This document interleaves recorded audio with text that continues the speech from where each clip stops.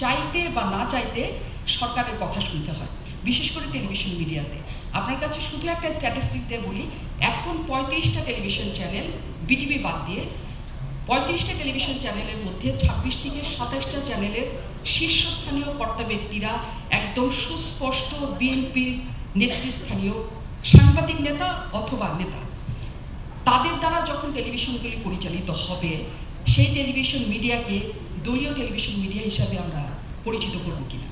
অনেক মন্তব্য করা যেত এই মুহূর্তে, এই যে মালিকেরা এই প্রশ্নের উত্তরের পিছনে অনেক কথা আছে, বলা যেত, কিন্তু যেহেতু ভবিষ্যতে আমরা সবাই মিলে একটা ভালো লক্ষ্যে যেতে চাই, সেজন্য আমি মন্তব্য বা উত্তর দেওয়া থেকে বিরত থাকলাম।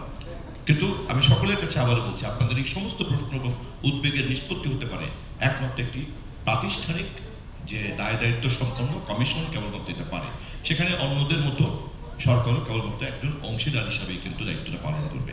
শেষ মন্তব্যটা হচ্ছে এই, দেখেন, আমরা একটি নির্বাচিত গণতান্ত্রিক সরকার হিসাবে সরকার জবাবদিহিতার একটা মেকানিজম তৈরি করতে চাচ্ছি, যার মধ্যে সবসময় সরকার বাস করবে, কারণ তার সেলফ কারেকশনের প্রসেসটা কিন্তু তখন এনশিওর্ড হবে।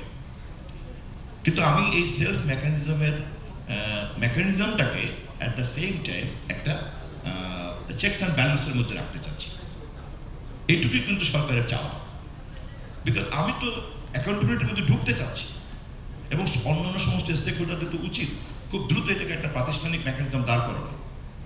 বাট অফকোর্স আপনাদের সকলে মিলে আমরা সবাই মিলে এটাকে ইনশিওর করবো, মেকানিজম যদি ইটসেলফ একটা কোয়ালিটি থাকে, সেখানে যদি খুব পাওয়ারফুল প্যাট্রনরা থাকেন ওটাকে ম্যানিপুলেট করার জন্য, তাহলে তো হবে না। অতএব মেকানিজমকে প্রথমে অ্যাকাউন্টেবিলিটির প্রসেসকে কমপ্লিট করে আমরা একটা কনসেনসাসের ভিত্তিতে একটা মেকানিজম ডেভেলপ করব, এবং সরকার consistently with other stakeholders will be remain consistently accountable to that mechanism.